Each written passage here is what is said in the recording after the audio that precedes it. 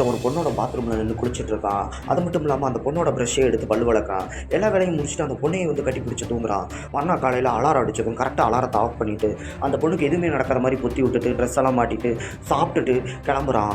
அப்போ தான் தெரியுது மறுநாள் அவன் வந்து இதே மாதிரி ஒவ்வொரு நாளும் மயக்க மருந்தை கொடுத்து அந்த பொண்ணை படுக்க வச்சுட்டு இவன் இந்த வேலையை கண்டினியூவாக பல நாட்கள் பார்க்குறான்.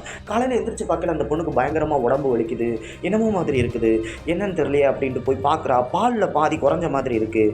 டாய்லெட்டை பார்த்தா யாரும் யூஸ் பண்ண மாதிரி இருக்குது. சரி ஓகே கிளம்பி வெளியே போகும்போது பாஸ்வேர்டு போட பார்க்குறா. பாஸ்வேர்டு லாக்கு திறந்துருக்க மாதிரி இருக்குது.